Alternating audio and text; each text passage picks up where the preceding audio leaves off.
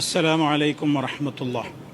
പ്രിയ സഹോദരങ്ങളെ, ഷാർജ മതകാര്യ വകുപ്പ് മലയാളികൾക്ക് അനുവദിച്ച ഷാർജ ക്രിക്കറ്റ് സ്റ്റേഡിയത്തിന് സമീപത്തുള്ള ഫുട്ബോൾ സ്റ്റേഡിയത്തിൽ നിന്നാണ് ഈദ് നമസ്കാരത്തിന് ശേഷം ഈ സംസാരം നിർവഹിക്കുന്നത്. എല്ലാ ആളുകൾക്കും സർവ്വ ജനങ്ങൾക്കും ഈദിൻ്റെ ഈ സുദിനത്തിൽ സ്നേഹത്തിൻ്റെ, സൗഹാർദ്ദത്തിൻ്റെ സന്ദേശം വളരെ സന്തോഷത്തോടുകൂടി അറിയിക്കുകയാണ്. നമ്മുടെ സമൂഹം ഇന്ന് നേരിട്ടുകൊണ്ടിരിക്കുന്ന ഏറ്റവും വലിയ പ്രതിസന്ധി രാജ്യത്തൊട്ടാകെയുള്ള മീഡിയകളും പത്രമാധ്യമങ്ങളുമെല്ലാം ഇന്ന് ചർച്ച ചെയ്തുകൊണ്ടിരിക്കുന്നത് ലഹരിയെ സംബന്ധിച്ചാണ്.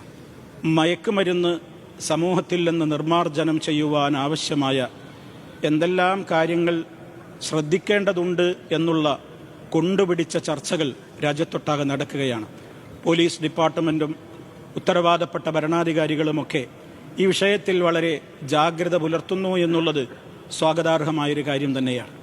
പക്ഷേ എനിക്കിവിടെ പ്രധാനമായ ഒരു കാര്യം എല്ലാവരോടും, നമ്മുടെ രാജ്യത്തുള്ള സർക്കാരിനോടും അഭ്യർത്ഥിക്കുവാനുള്ളത്, ഈ ഒരു വിഷയത്തിൽ നിയമം കുറച്ചുകൂടി കർക്കശമാക്കണം എന്നുള്ള ഒരു അഭ്യർത്ഥനയാണ്.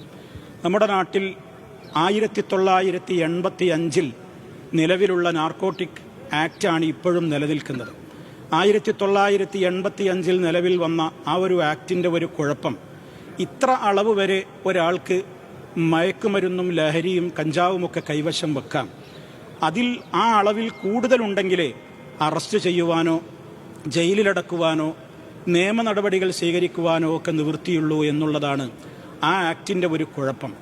അതുകൊണ്ട് തന്നെ നേരത്തെ ഇവിടെ നിങ്ങൾ ഖുത്ബയിൽ പറഞ്ഞതുപോലെ ലോകത്തിൻ്റെ പ്രവാചകനായ മുഹമ്മദ് മുസ്തഫ സല്ലല്ലാഹു അലൈഹി വസല്ലം പറഞ്ഞത്, മാ അസ്കറ, ലഹരി ഉണ്ടാക്കുന്ന ഒരു വസ്തു അതെത്ര അളവിൽ ഉപയോഗിച്ചാലും അത് ലഹരിയുണ്ടോ എങ്കിൽ ഫഖലീലുഹു ഹറാം, അതിലൊരൽപ്പം പോലും ഉപയോഗിക്കുന്നത്, 1 ഗ്രാമോ 1 മില്ലി ഗ്രാമോ ഉപയോഗിക്കുന്നത് പോലും നിഷിദ്ധമാണ് എന്നാണ്.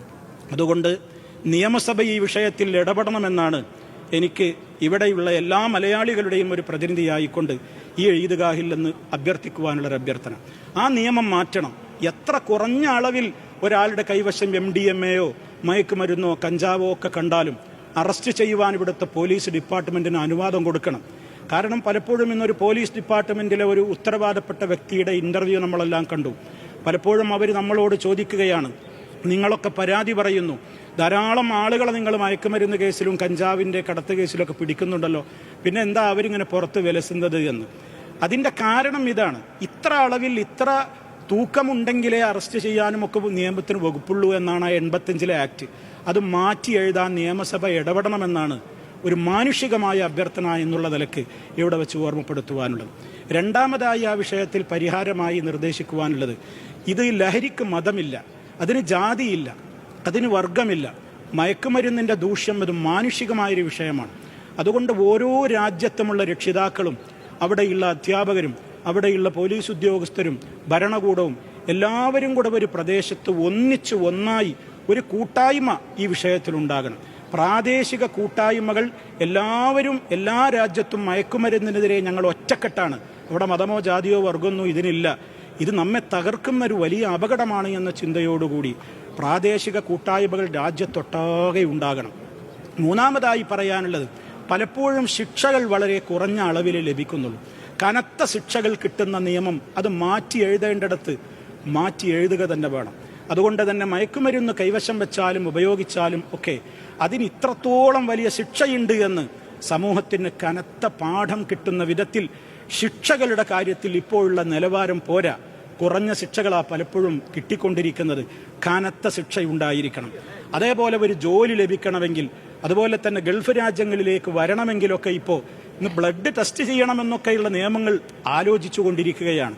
MDMA എത്രയോ കാലം മുമ്പ് ഉപയോഗിച്ചവരുണ്ടെങ്കിൽ പോലും ശരീരത്തിൽ നിന്നത് കണ്ടെത്തിയാൽ പല രാജ്യങ്ങളിലേക്കും യാത്രാനുമതി പോലും നിഷേധിക്കപ്പെടുന്ന, പല ജോലികളിലേക്കും തടസ്സം നിൽക്കപ്പെടുന്ന സാഹചര്യങ്ങളൊക്കെ വരാൻ പോകുന്നു എന്ന് കേൾക്കുന്നു.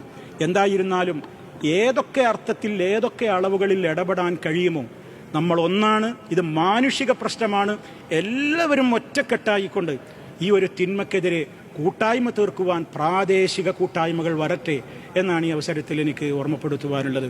എല്ലാവർക്കും ഹൃദ്യമായ നിലയ്ക്ക് ലോകത്ത് സൗഹാർദ്ദവും സമാധാനവും പുലരുന്ന ഒരവസ്ഥയ്ക്ക് വേണ്ടി കൂട്ടമായ പരിശ്രമമുണ്ടാകണമെന്ന് ഒന്നുകൂടി ആവർത്തിച്ച് ഓർമ്മപ്പെടുത്തിക്കൊണ്ട് അവസാനിപ്പിക്കുകയാണ്. എല്ലാവർക്കും സ്നേഹോഷ്മളമായ ഈദുൽ ഫിത്തറിൻ്റെ ആശംസകൾ ഒരിക്കൽ കൂടി നേരുകയാണ്. അൽഹംദുലില്ലാഹി റബ്ബിൽ ആലമീൻ. വസ്സലാമു അലൈക്കും വറഹ്മത്തുള്ളാഹി വബറകാതുഹു. പക്ഷേ ഇന്നിന്റെ കാലഘട്ടം ലഹരിയില്ലാതെ ഒരാഘോഷമോ എന്ന് ചിന്തിക്കുന്ന കാലത്താണ് നമ്മൾ ജീവിച്ചു കൊണ്ടിരിക്കുന്നത്. സഹോദരങ്ങളെ, രാജ്യത്തൊട്ടാകെ ലഹരി ചർച്ചയായി മാറുകയാണ്. മയക്കുമരുന്നിന്റെയും ലഹരിയുടെയുമൊക്കെ മേമ്പൊടിയില്ലാതെ എന്ത് ആഘോഷങ്ങളാണ് എന്നാണ് ചെറുതലമുറ അതല്ലെങ്കിൽ പുതുതലമുറ ആലോചിച്ചുകൊണ്ടേയിരിക്കുന്നത്.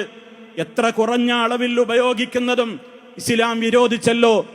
മാ അസ്കറ കസീറുഹു, അധികം ഉപയോഗിച്ചു കഴിഞ്ഞാൽ ലഹരി ഉണ്ടാക്കുന്ന ഏതെല്ലാം വസ്തുക്കളുണ്ടോ ഫഖലീലുഹു ഹറാം, അതിലെ ഏറ്റവും ഒരു ചെറിയ അളവ് പോലും നിഷിദ്ധമാണ് എന്നുള്ളതാണ് ഇസ്ലാം പഠിപ്പിച്ചിട്ടുള്ള നിയമം.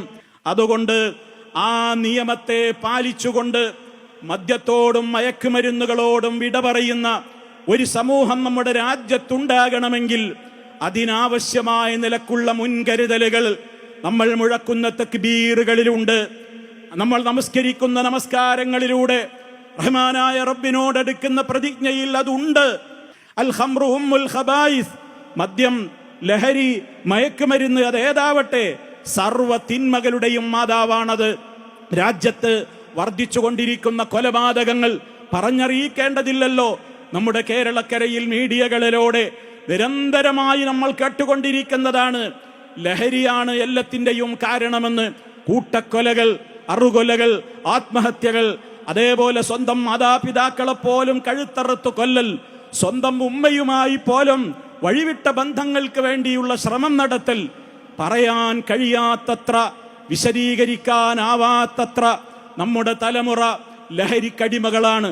ഇസ്ലാമികമായ അധ്യാപനങ്ങളിലേക്ക് മടങ്ങി അല്പം പോലും ഉപയോഗിക്കുന്നത് സിദ്ധമാണെന്നും പരലോക കോടതിയിൽ രക്ഷപ്പെടില്ലെന്നുമുള്ള ഈമാനികമായ അല്ലാഹു അക്ബർ, റബ്ബിനെയാണ് ഞാൻ ഭയപ്പെടുന്നത് എന്നുള്ള ആ ബോധ്യത്തോടുകൂടെയുള്ള ഒരു ചിന്തയിലേക്ക് സമൂഹം മടങ്ങലല്ലാതെ ഇതുകൊണ്ടൊന്നും ഒരു രക്ഷയും വേറെ പരിഹാര മാർഗങ്ങളുമില്ല എന്നാണ് നമ്മൾ മനസ്സിലാക്കേണ്ടത്.